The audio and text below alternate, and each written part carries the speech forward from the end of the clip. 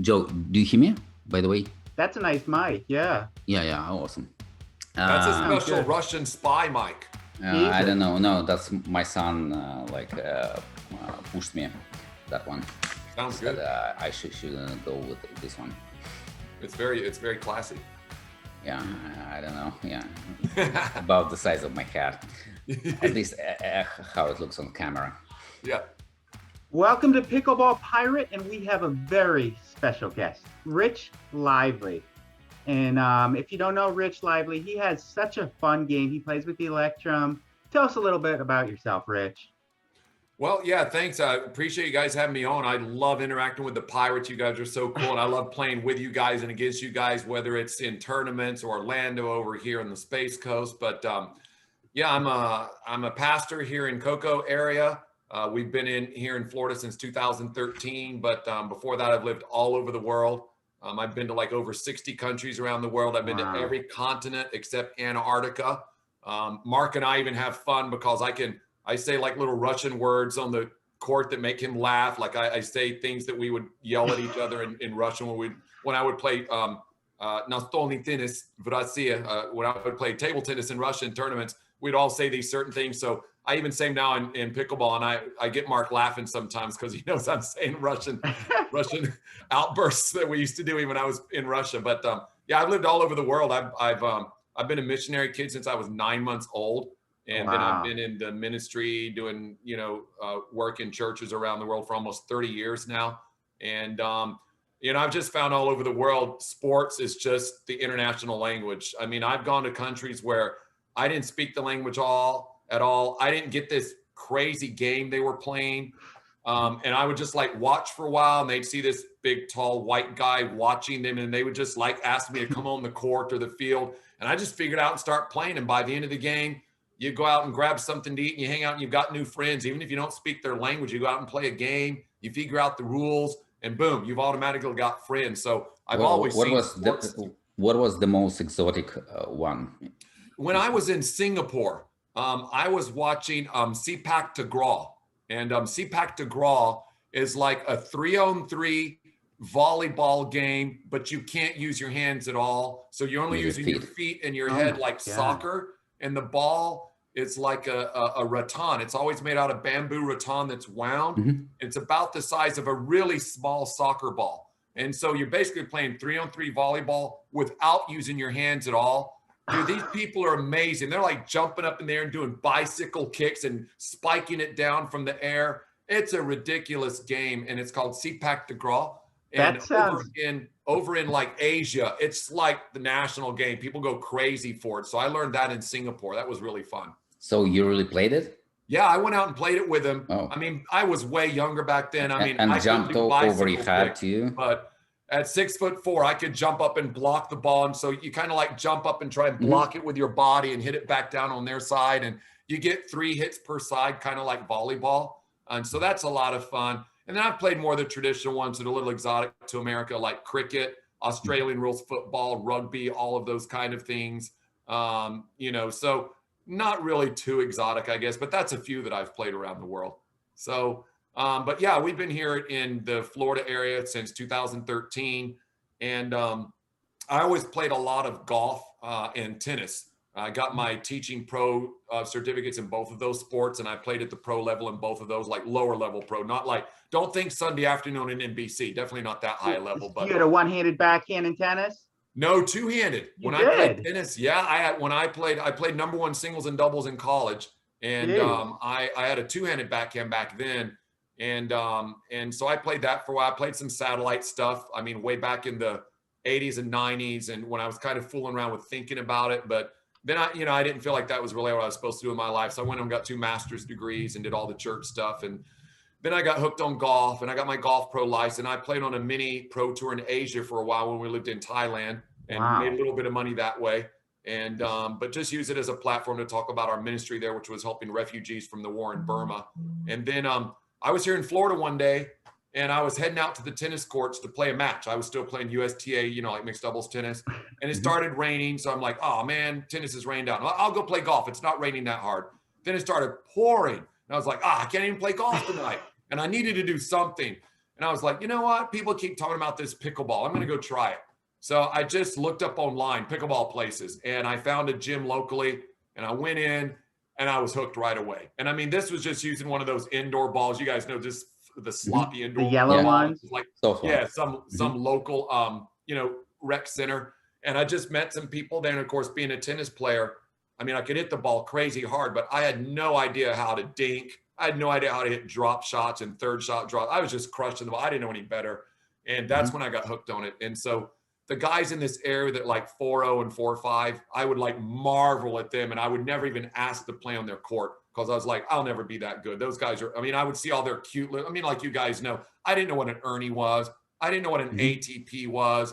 I didn't know any of this stuff. You know, I didn't know how to reset from 3/4 court. I would just hit it hard and hope. And so I was usually relegated to playing with all, you know, like the 3-0 ladies and all that at the other end of the gym, you know, and I'd look at those guys on the other court down there. I was like, man, I'll never be as good as them. But, you know, now I'm doing okay. I play with them all the time. So I've kind of, that was 2 years ago. Actually, it was 2 years ago, July, when the rain brought pickleball into my life. Yeah, Wow, you have so extensive like racket background, so that should be pretty easy for you.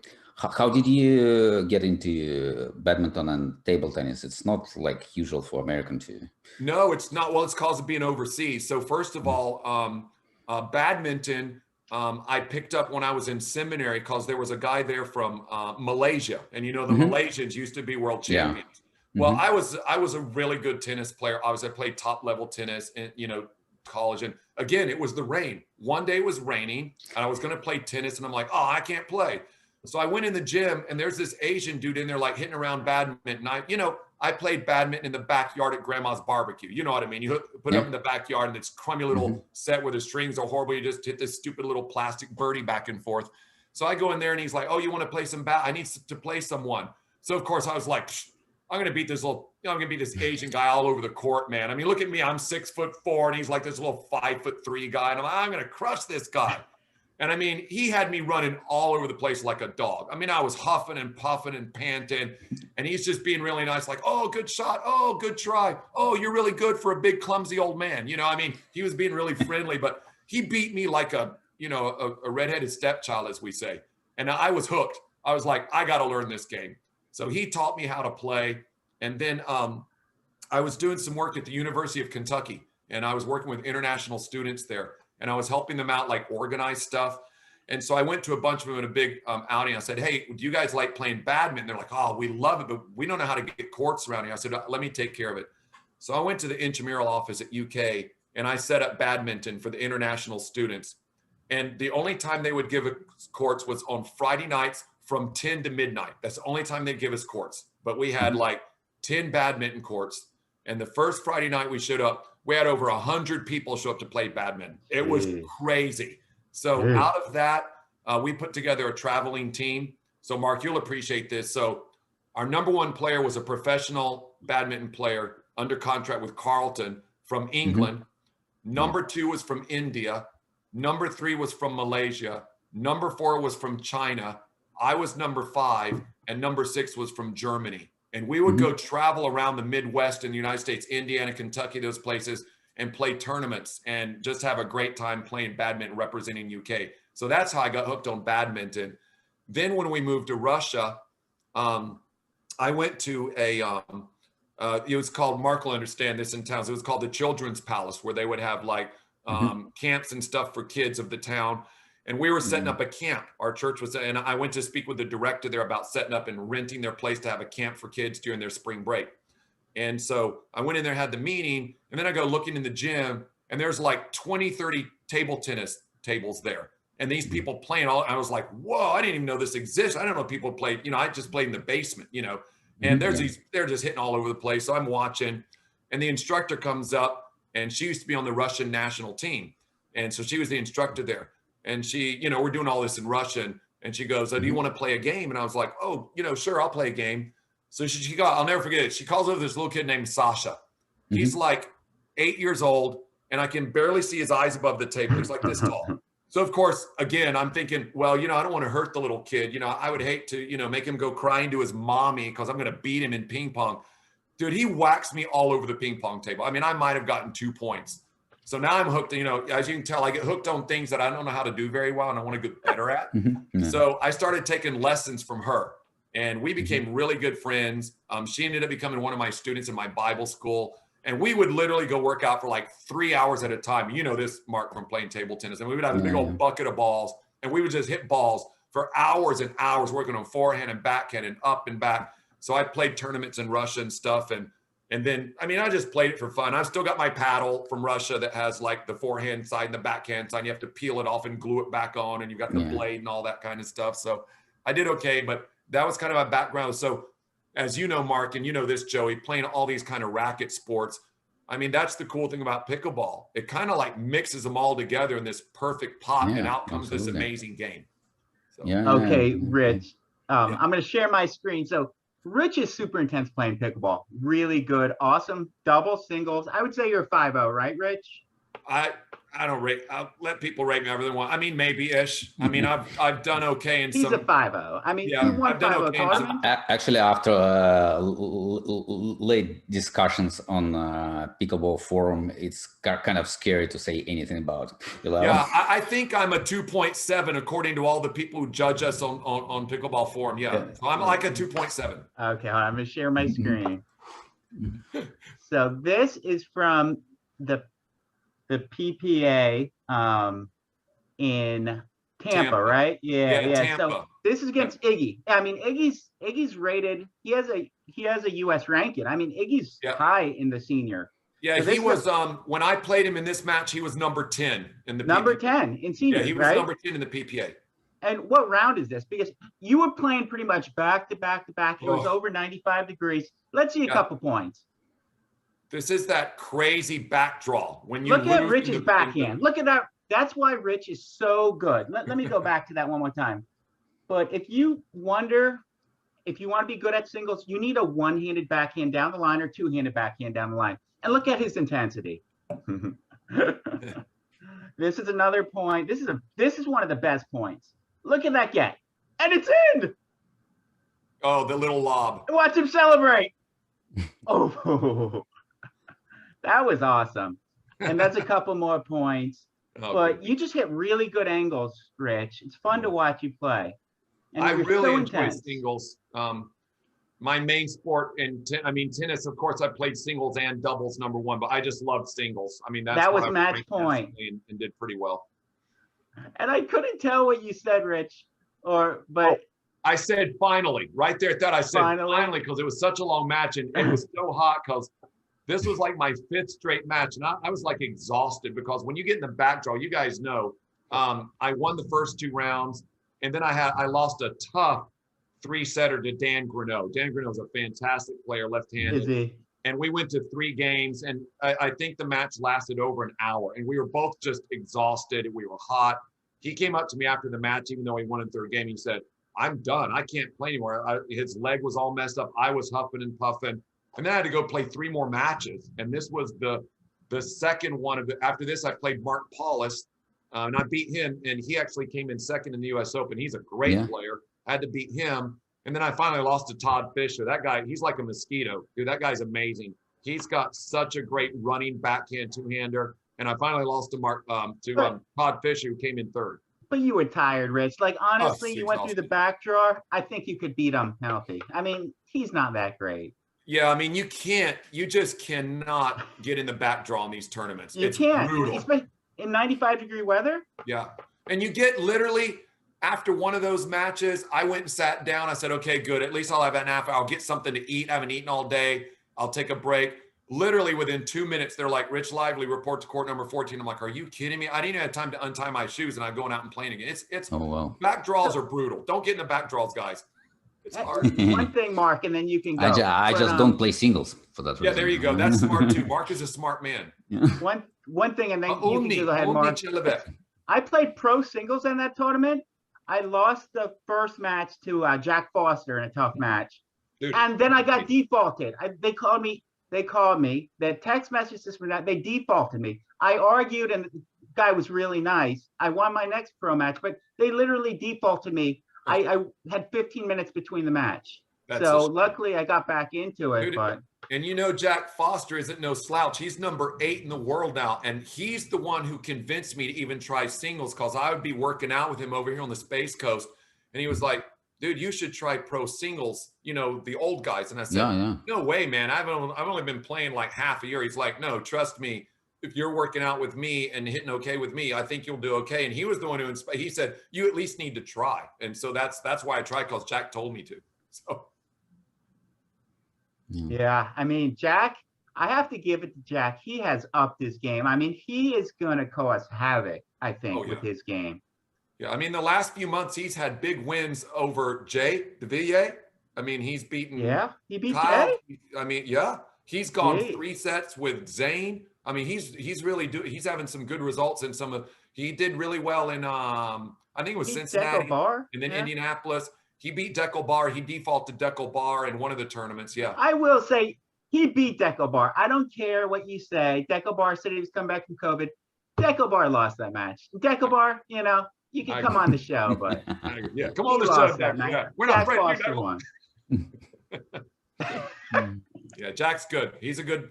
Actually, he and I are going to team up in Atlanta, the Atlanta APP in September. He and I, we're just for fun. We're going to play open 5-0 doubles. I mean, he's too young. He can't play in the 50. So I'm coming all the way down to the 19-year-olds and playing with Jack. We'll see how we do. We're both a couple of singles players trying to play doubles, basically. Oh, I would bet the house you guys win. I wonder if I could bet on that match. Whoa, wait a minute. No, that's not PPA. It's APP. They don't have it yet.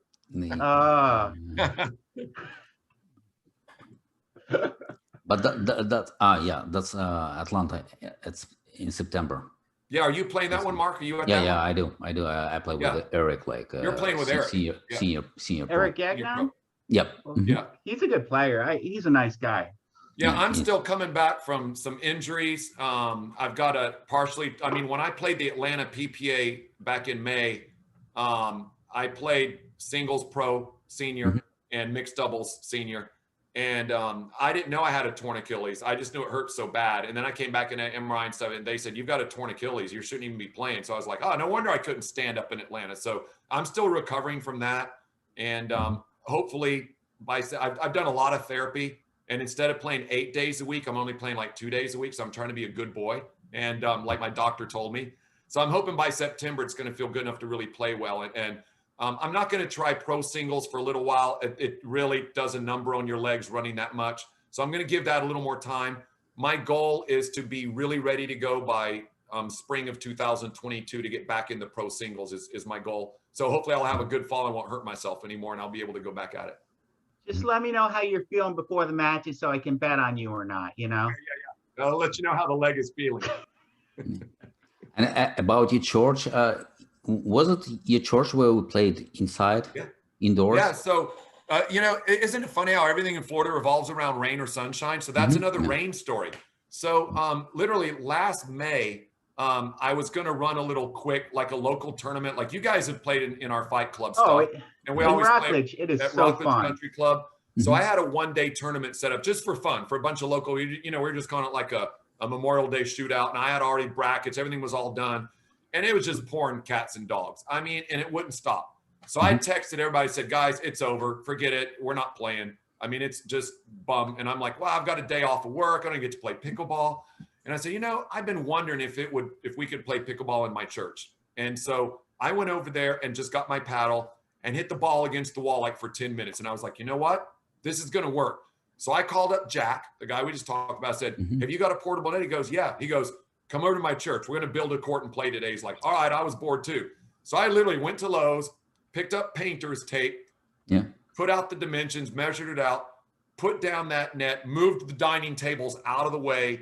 And we had like 8 people show up and we played for like 6 hours that afternoon. We just like played forever and had a blast. So I went to the board of my church and I said, hey, I think this would be a great way to use our community center and really reach the community and have people come here. So they gave me the permission and I turned it into 3 pickleball courts. We got 3 really good nets from Pickleball Central. That's a great organization. And so now we have pickleball there from 9 to noon, Monday, Tuesday, and Wednesday.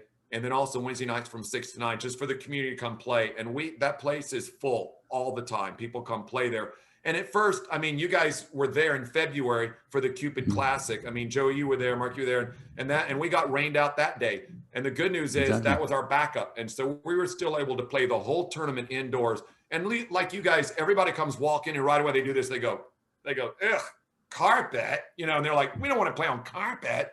And, you know, we're still using the Duraball. The core ball, the outdoor ball that sponsors our tour.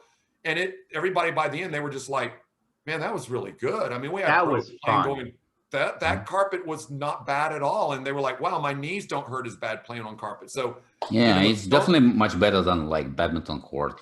Oh yeah, because it's way soft and spongy. It's much harder to play on a badminton court. So yeah, so that's kind of a cool thing that we use our pickleball courts just to make friends with people in our community. You know, even if it's a day that I'm over there working in my office on a sermon or meetings, I'll take a break and just walk over there and see people. Hey, Pastor Rich, how's it going? And hey, we had a question about a rule, or hey, help me with my backhand for a minute. I feel like I'm hitting it wrong. So I just go over and hang out with them and just get to know them.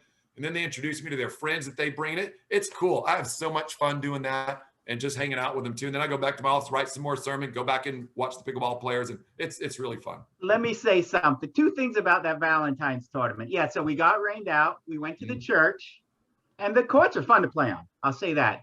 Then, you know, me and Kim won a couple, and we played you and Janice Bono. No, you and Janice Bono have won some big tournaments together, right? We've done okay. We haven't, I mean, we've done good. We're working on that partnership right now. Yeah. Working on it. But I've never seen any. So you beat me and Kim because Kim took all my drives. And I'm done talking with Kim, about Kim, with Kim, at Kim. But then you played Jack Foster in the semifinals.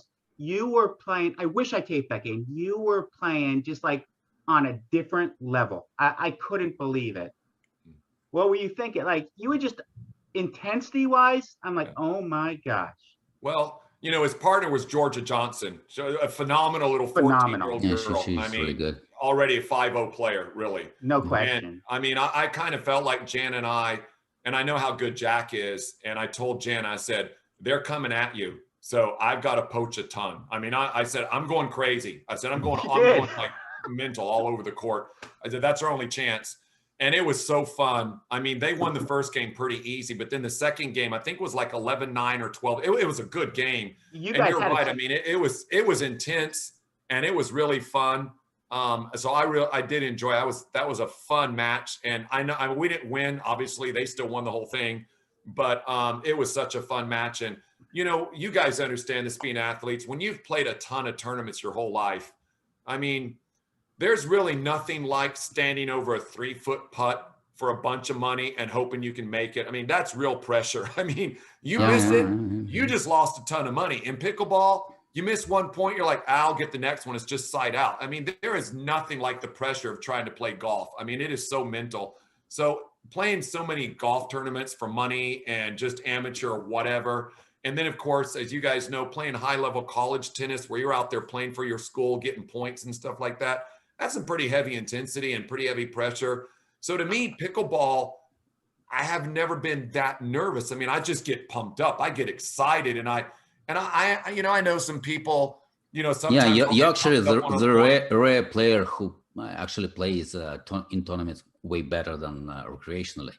Usually people just the opposite. Yeah, usually they crack under the pressure and all these points, they get intense.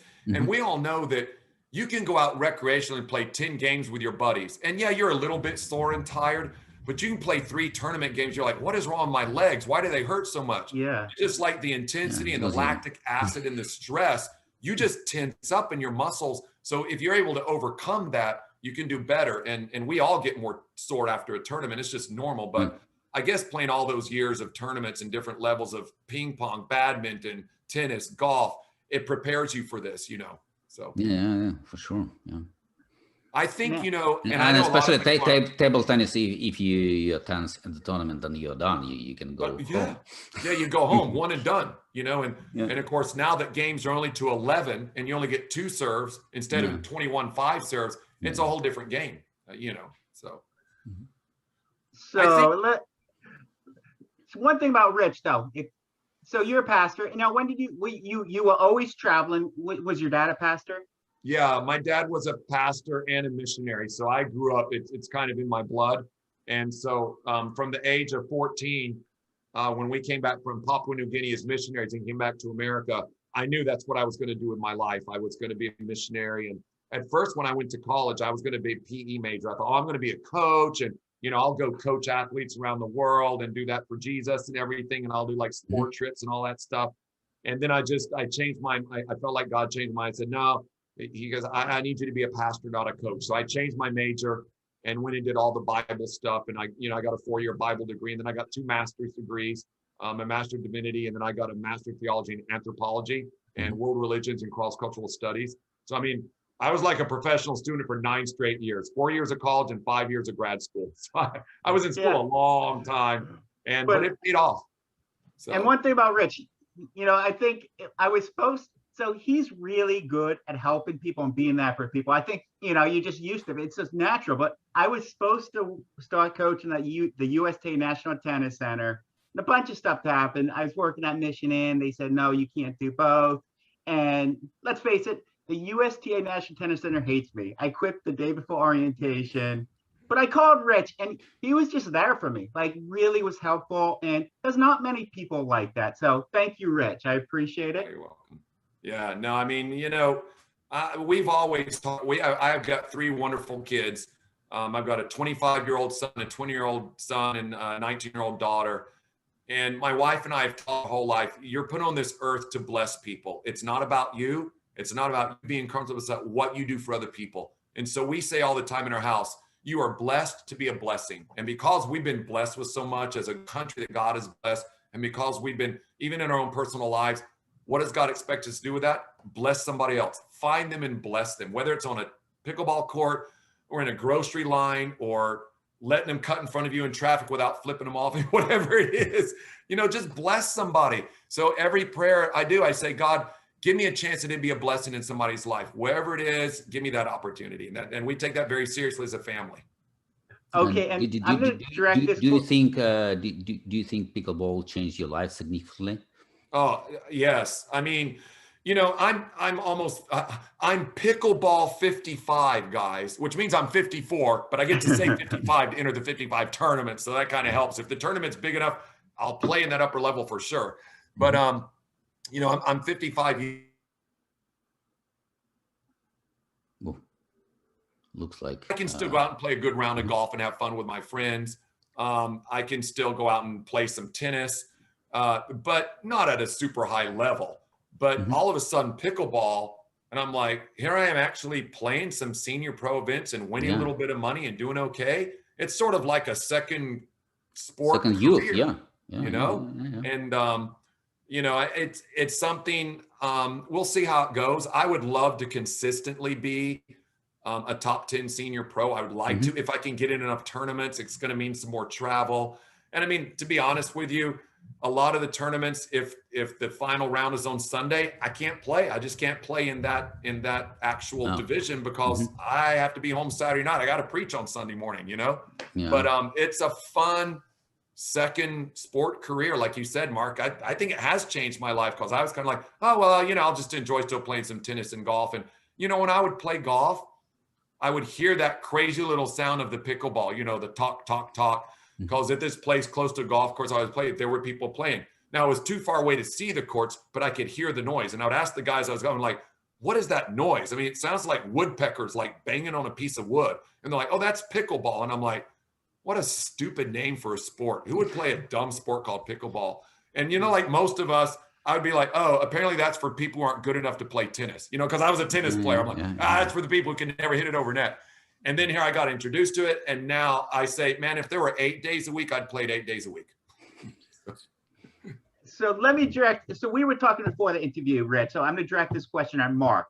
So, you were talking, you went all the way to Atlanta and you played on courts with several lines. This is just several lines on it with tennis. And there was a makeshift net. And Mark, what do you think of that? You travel all the way to Atlanta. Have you had situations like that? I played the same. I'm in the same courts. Yeah, exactly. And I think I played also like 50 plus mixed. What? So, I mean, do you hear me? all the way. Yeah. I played the 50 plus mixed, and we played like with taped lines all the way. Yeah. Those orange taped lines are horrible. The worst. Yeah. Well, Mark, what I was telling Joey was that, and it's not like I'm trying to be elitist, because I'm certainly not, but Jan and I were playing mixed doubles pro, and when you pay $100 more per event, you should play on some nicer courts. I mean, you're paying $100 more. Yeah. And so, so one of our rounds, we got to play the Badger and his partner on the center court. That was pretty cool. I mean, I admit, I was like, whoa, I got on center court. It was so funny because I guess we were on whatever the PPA television network was. I didn't know it was on TV. And it was so hilarious because somebody texted me after the match and said, hey, you were just on TV. I'm like, I was? They were like, yeah, the commentators, I had no idea who you were. So, of course, they're out there. They're talking about, of course, everybody knows the Badger. I mean, Weinbach, right? Legend, and his partner. And so they know them, and they're like, they introduce us. So I watched the tape back later. And they're like, and they're playing. And there was a pause. Rich Lively and Jana Spano. And they're like, we don't know who they are. And right away they say, we've never seen these people, and we don't even know how they play. And we went out there, and I got kind of lucky, and I got 3 points because I hit the ball really hard. Like I aced Weinbach, and I had a smash between his legs, and I hit one past the part. Wow. All of a sudden, we're up 3-0-2 on my serve. And the guy goes, well, I guess this Lively guy likes to hit the ball hard or so. Now, we still lost 11-4, but the first 3 points were awesome. I mean, they were great, And then, Mark, we got put out on like court number 24 or 36 or something, with the tape down lines. The problem wasn't the lines. It was this temporary net where it didn't even, the weight in the middle didn't even hold it down properly. And so it was so loose that every time you hit it, it would hit the net and just like fall over. And that's to your advantage actually, because you hit everything.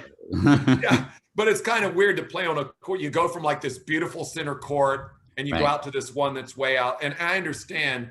I mean, look, one of the cool things about the US Open was you're out on court number 56 playing your match, and right next to you is Ben Johns and Simone Jardine. And you're like, why are they on court 57? So it's kind of cool. And yet when you play on those temporary line, now, of course, that's a whole different level because that's Naples. Every court is an actual pickleball court. Yep. So that's different. And I understand the PPA and the APP are doing the best they can. They're going into all these places that are tennis centers, and you can't go in and pave over every tennis court and make it a pickleball court, but it is hard with all those lines and those temporary tape. Right. I made some. I was playing with Sam, and he missed. It's easy to mistake the line and call it out, but when you pay that much money for pro, you should play on good courts. And I admit, most of the tournaments I've played, they do treat us pros much better. You get better times of the day, and they're generally not going to cut yours short and come out, because we've all had the experience in the amateur ones where it's like, hey guys, sorry, we're running out of time. So instead of best 2 out of 3, it's just 1 game to 11. You're like, 1 game to 11 for the gold medal. And, but they can't help that. Here's what I think the problem is, guys. And I'm not saying I have the answer. When you're running a tournament and you've got 932 people in it, and you only got like 24 courts, that's just recipe for disaster. That's just too many people in one tournament. It's just too hard logistically, because we're playing outdoors. This isn't chess club. I mean, we're going to have rain. We're going to have bad weather. We're going to have delays. Some matches are going to go long. I just think they need to cut these things at about 600 people. And I know part of it is money. I know they need to pay the pros. So the more the amateur rounds they have, the more amateur draws they have. And also people want to play. I mean, they want to play too. You're right. They want to be there. But I tell you what, these tournaments with 1,000+ people in them and not enough courts, that's just a recipe for problems. And, amateurs still out there after midnight playing 1 game to 11. It's just, I don't pretend to have the answer, other than it's just too many people and not enough courts. Yeah. On the US Open, I drove back home from Naples and then crazy. Back just to play half of the game. Yeah. Finished. Yeah. Well, and I was there the day at the US Open where we got rained out literally 4 times in one day.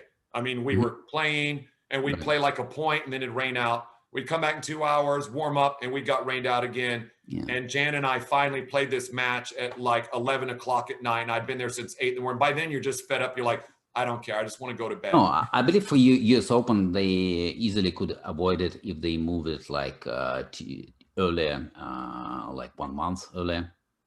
I asked them that. Hey, you know what, Mark? I went up to the people who run that park there. And I said, hey, just a quick question. Is there a reason why we play the US Open this late in the spring? We all know hurricane season down here, and we all know the later in the spring in Florida you get, the more rain you're going to have. Why don't we play this thing in like January or February or something like that? And the people that were part of the park there, they said, we don't have any problem with it. You can play it anytime you want. But here's what somebody else told me, and this makes sense. Everybody knows that to travel to Florida in the winter, they jack up all the rates. Airfare goes up, rental cars go up, hotels go up. So it's going to cost people a lot more money. So they put it in the shoulder season, as they call it, which is somewhere between the beautiful weather we love in Florida and the nasty summer. And it's in between, and they just hope it doesn't rain too much because it's cheaper. Everything's cheaper for people to fly and travel. And I was like, that makes sense. So okay, they anyway, they don't have a problem. There are too little people. There are too many people. Yeah, exactly. Anyway, so if they just do it like better season, probably that would end up to like small amounts. Or everyone would feed or that they could just do the same poor predicament they're out in Florida, Indian Wells. They can just require everybody has to have a COVID, and that'll make less people too. Boy, that's been quite a controversy as well. I just stay away from that. So no reason to even get into that argument. Yeah, that's true. That's true. Oh, as for controversy, what do you think about those commentators who watching like 5-0 match and say like it's 3-5 at the best? I tell you what, completely sincere. It's not that they like that's what they really think. Yeah. I tell you what, Mark. Here's what I've learned from my wife. She's a woman of great wisdom. There's some things I'd really like to say from the pulpit, or some things I'd like to say on Facebook or type. I've just learned from my wife a long time ago, you can say that, but should you say it? And I'm like, you're probably right. So I don't. So what I do is I sit there I love all your comments to those people. I just like sit there and I want to put the little GIF of the guy eating popcorn going, oh, this is good stuff. I'm eating popcorn. It's like a movie. I can't turn it, but it's hilarious. I mean, you've got Cliff and you and these guys out there that are no worse than 4 or 5. We're talking about 5-0 players, legit 5-0 players. And you got people coming on there saying no better than 3-5. And it's hilarious. It's just funny to watch. And it's just interesting what people think, as they watch something. Well, I think the big problem is they don't realize, like Rich, they don't realize how hard you hit the ball. So when someone misses like a second shot after a drive, like they don't realize how hard we're hitting that clear one. I think that's a huge thing. And the amount of spin we put, when they say, oh, my 3-5s, they can hit like them. They don't know how to hit this kind of spin. They don't understand all this. They just block the ball back. And they can't, we're using a little tiny, cell phone camera up on a tripod in a corner. It's not like some high definition, from 5 angles, with slow-mo. Let's look at that again on the replay. They can't see all that. So to them, you're right. It just looks like a bunch of guys who aren't really good. Yeah. I remember when I just started, I was watching Senior, and I was like, what is that? I mean, I play no worse. The only thing I never told that on public, because I understood that it's like just not possible. That's right. It is funny, and I think a lot of people do have that misconception until they get out there and play. I mean, trust me, I'll welcome any of you watching to come out and play some of us senior pros. I mean, Mark and I will be happy. Joe, you're too young and good looking. You can't play with us. I'll welcome anybody to come out and play Mark and me. Come on out. We'll have a match. What? We've went back and forth in singles, but I think right now you're injured. But I mean, you are a lethal singles player. Speaking of singles, did you guys see over in Spain? They're going to do this World Pickleball thing over there. and they're actually playing the singles on the badminton courts, which are 3 feet narrower. Wow. I don't think it's a bad idea. I mean, I think it's very interesting. They're going to play on singles badminton court? Singles badminton court for singles pickleball. And I'm like, that's not a bad concept, because you shrink that court by 3 feet. Yeah. That's interesting. That's significant, That make a big difference. Yeah, I mean, tennis, they shrink the court for doubles and singles, you know? Exactly. Yep. It's an interesting concept. Now, again, like Mark, you said, if they're actually playing on a real badminton surface, it's too spongy. The ball will not bounce properly. But I don't know if they're just playing on concrete. I have no idea. I just know I'm not traveling to Spain to try it. Let me ask you this, Rich, and it might be a tough question, you know, it might hurt you, but how many Ernies have you done in tournament play? You know, the Ernie is not something I normally think of. I mean, I did some the other day playing with my 5-0 guys around here the other night, and they were just going like, "What are you doing? You don't do Ernies." I mean, now I love ATPs, love ATPs, but I had like 3 Ernies in one game, and they were just like, "What are you doing?" And I joke around and say, "You don't know me. You don't know who because you know we all know we play each other every week. That's why we love coming to Clear One." Because we just play each other all the time over, and we all know, I know what he's going to do. They know what I'm going to do. We all get used to each other's games. So you want to play different guys just for some variety. So I was just trying to, I mean, honestly, I've been so injured for so long, Joey, the Ernie hurts. I mean, like running up there and jumping in the air, I'm like, I'm going to land on my ankle wrong and hurt it. So I've got to be careful. So it's finally feeling better enough to do it. So I would say in tournament play, I've probably had like 2 total. You have 2? I'm impressed. Maybe 2 total. I don't know. I'm just saying. You always can do it senior style, you know, when you like with small steps, go on slowly. Well, you have such long legs. I mean, arms, you know. Yeah, I think my timing isn't good. I think I've got them set up perfect, and I think I go too early. And the guy across from me says, "Are you kidding me? Why'd you go so early?" And they just hit it by me, and then I've left my poor partner hung out to dry. Because now I'm standing over on the side of the court, and I've got to try and run back and get, and all of a sudden my partner's in a bad step. So I'm like, I don't want to mess up my partner. But the other day, I like I said, I did 3 in one game, and my playing partner was like, "Who is this man? You never do Ernies." So I hope you just know you started, and you will do it a lot, because definitely it's time and think, and like one time you fix it, and then you just do it.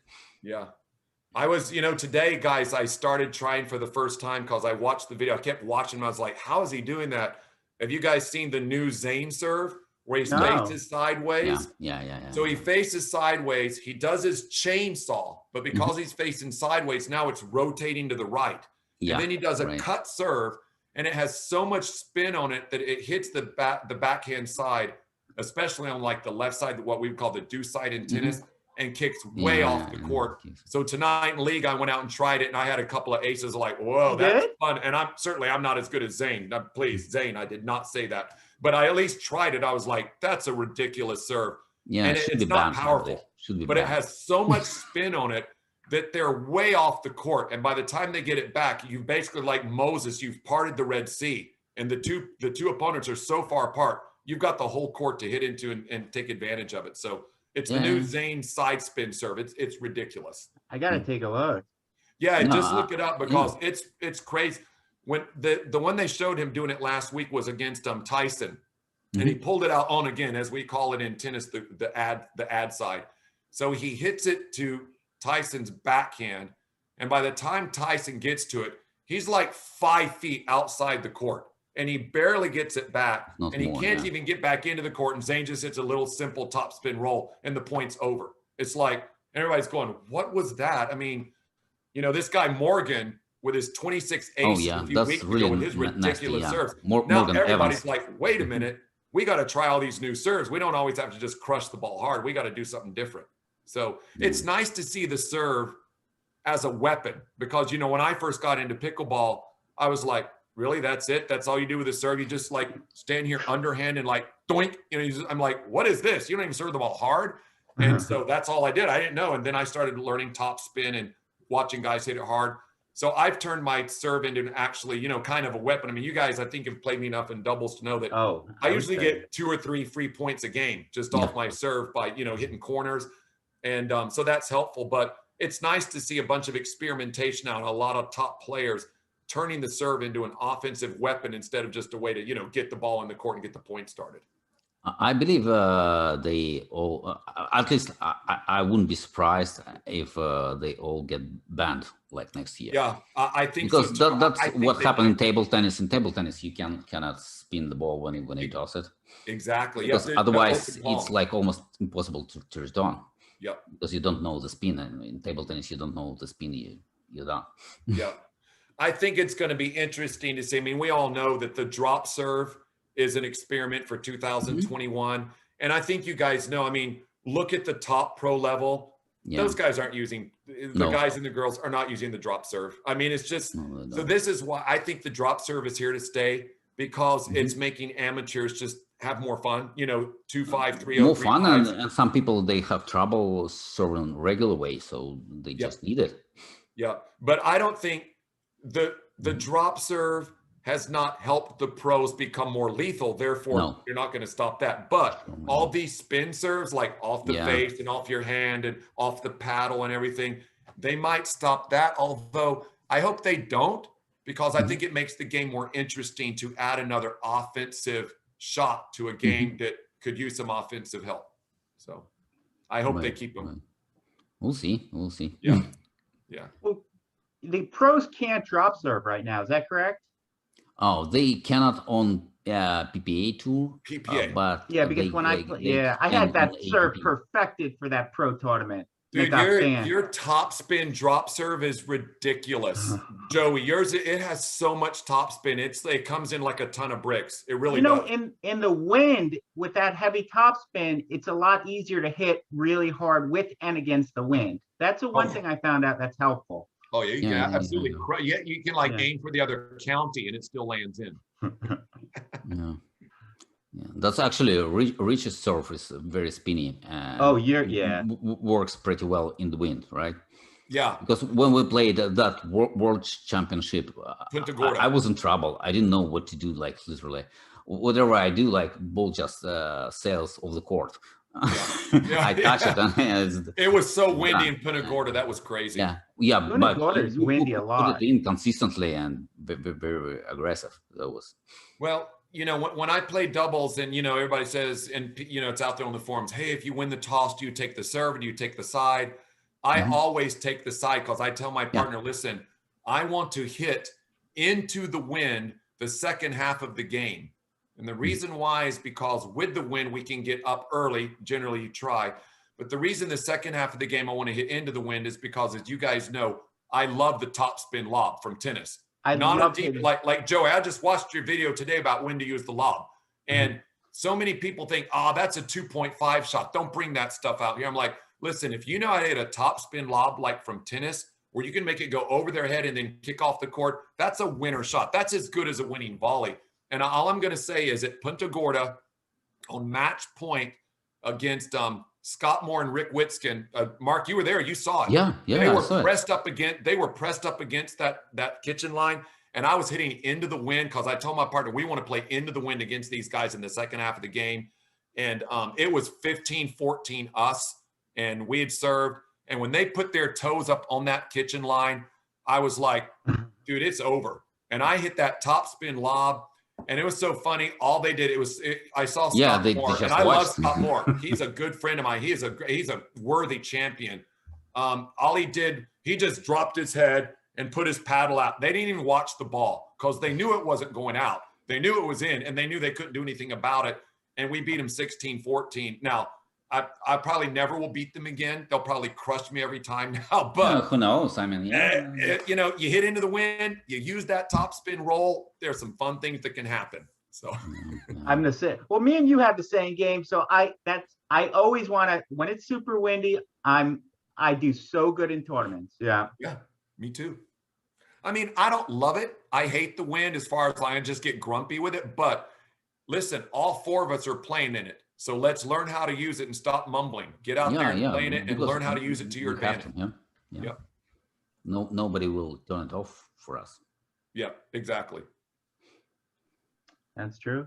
And I'm old. I have to use chicanery and tomfoolery and shenanigans to win. Chicanery. Is that how you like? I like that. I can tell. The word of the day. You must use that in your gospels. Oh, in my sermons, chicanery. Sermons. All the time. Yeah. Chicken. Whatever it takes, brother. Nice. Any other topic you guys want to talk about, or you feel anything else you want to touch upon? No, I'm Mark. I'm looking forward to seeing you on Saturday, buddy, for Club Wars, Space Coast versus Orlando. Yeah. Will we have any tournament, or I don't know, because out of sudden, Cliff said that we're going to play tournament, which was kind of surprise. Who said that? Cliff, yeah. Oh, no. It's just the Club War against us. That's you what guys I coming thought. from Clear One against us, and we're playing at Rockledge Country Club. Right. Here's what I hope comes out of that. My goal is that, like, once every couple of months, it's like you guys come here one time and we come to you guys, and you guys come here and we go there, and we change the formats just to have fun. Like, I'm throwing some little wrinkles into it instead of like the matches are all worth 1 point, kind of like World Cup soccer. Like, you win your game, you get a point for your team. But every round, a team member from your team is going to pick a card. It'll either be an ace, 2, 3, 4, 5, or 6 to go with the courts. And whatever card you pick, so let's say, Mark, you choose the number 2. Whatever match is on court number 2 is worth double points for your team. So you're like cheering for court number 2, like, come on, guys, we really need this because it's worth double points. And so it'll just be like every round, you're like, whoa, which is the magic court that gets the extra point? And so you draw right before you play. And some people will handle that pressure and some won't. So we'll see who handles it when they know their point is worth double for the team.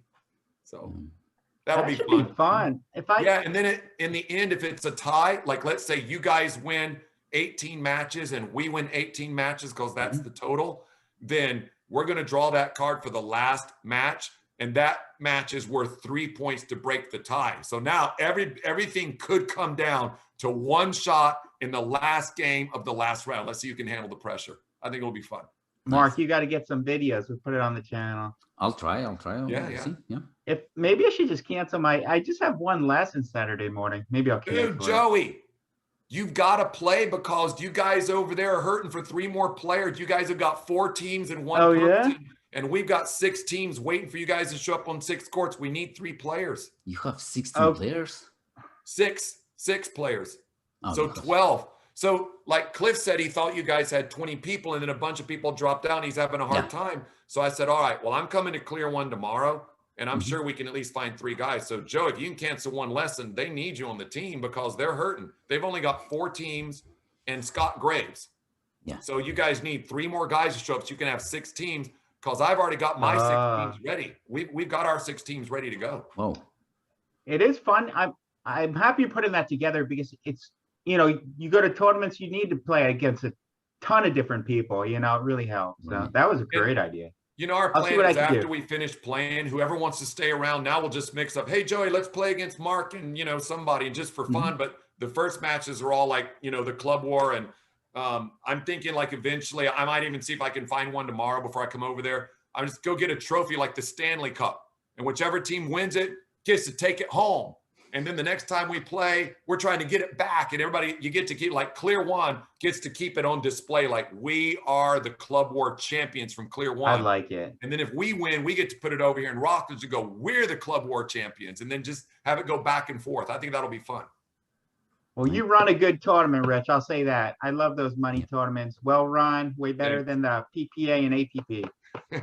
Well, you know what? Different scale. It's a lot easier to run a tournament with 48 people instead of 4,800. That's for sure. But that's our goal. I mean, when Rick Lorraine and I sat down after going to a tournament where we sat around all day and we were like, oh man, we drove all the way to sit here all day and wait hours and hours. We're like, there's got to be a better way to run tournaments. So that's when we came up with the idea. And you guys have played. I mean, you never sit longer than 30 minutes at our Fight Club tournaments. You play, sit a few minutes, grab a drink, and you're out there playing again. And it's just play. That's why we call it Fight Club. It's like, man, we are here to get it up and go. And whoever can stand up at the end, you get the money. Take it home. I'm finally healed from that tournament. I had sprained my MCL. My hip was garbage. I'm like 100% now, but that was the funnest. That was so fun. Now you'll learn never to play in both divisions again. That was brutal. I mean, you had to play 10 straight games to 15. Then you made the playoffs of both divisions, the men's and the mix. You were like Iron Man. You could say that again. You were like Iron Man. Well, thanks for doing that, man. I know you don't make money off that, but it is just such a fun tournament. And yeah, I mean, I don't think the PPA could pay you enough, though. Here's what I'm hoping. I'm hoping that some organization like that loves it so much, like, hey, we like that idea. We're going to buy it from you for $100,000. I'm like, you can have it. My hands are off. You can have it. I will retire officially. Hey, we'll market you on the channel. We'll do whatever we can, man. Yeah, it's you know what? The more people know about Fight Club, the better. I got to give a shout out to Johnny Pickleball and Kyle Yates. I mean, they were so cool. The first time we did the very first Pickleball Fight Club last December, I just asked them, I thought, they're not going to come. Why would they come to this thing? Johnny Pickleball is like, yeah, I'll come and I'll bring Kyle Yates. We'll come help promote it. So like the week before the tournament, they show up and let anybody just play a game against them. And they interviewed me and they said, what is this Fight Club thing? And so I got to give a big shout out to those guys. They didn't know me from Adam. And Johnny Pickleball and Kyle Yates drive 4 hours for free to come and do a clinic and hang out with us and promote Pickleball Fight Club and put us on the map. And all it cost me, quote unquote, was I said, you guys like sushi? They were like, yeah. And like 2 miles down the road from those courts is an all you can eat sushi joint. And dude, they ate like $500 worth of sushi. Seriously, we like put that place under. Like Rick Lorraine and me and those two guys went. We sat there for like 2 hours eating sushi. It was awesome. Rick Lorraine's a good guy too. Trust me, I didn't pay $500 because it's all you can eat for like 25 bucks. So it's amazing. And it is such good sushi. So if you guys want to go out for sushi lunch on Saturday after we play, we can go there because it's worth it. Done. If I cancel my lessons, don't tell Michigan. Dude, you've got to, Joey, because you're too fun to have around, man. You are the human wrecking ball. I got to have the human wrecking ball at anything I run. I need the human wrecking ball and the Russian assassin at every tournament I run. I mean, I hope Michigan's not watching this interview, but I'm texting around. I'm canceling my lesson right now. Do it.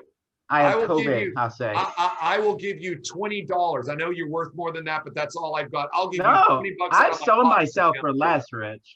What's that? I've sold myself for less. I'm sure you have. Why? You're not a good negotiator. No. Dude, I hope you can make it. We'd love to have you play. It's always good to have you around. You're a good guy. Oh, man. I love being around you. No, I think anyone that plays pickleball that knows Rich, you're a special, special person, and we're lucky to have you, man. I joke, but I mean that from my heart. Thanks. I appreciate it. I've like Mark, you've said, I've met so many people I never would have met before. My only regret is those 2 years I was playing golf all the time and listening to them play, I didn't go play. I could have been playing pickleball 3 years ago, 4 years ago. Maybe I'd be a little better now. But I mean, I could have met you guys years before and I did. So that's my regret. I didn't start playing it sooner. Excellent. Mark, any last words? Or you anything else? No, I'm just very glad we did it, and we Dr. Rich and everyone now know how interesting he is. Would you give this interview a 5 or a 3.5 at best? 2.7, the same as my skill level. 2.7. Yeah. No, and that's it. That's even if David Nell will give me that much. David Nell thinks I'm still a 2.0, I think.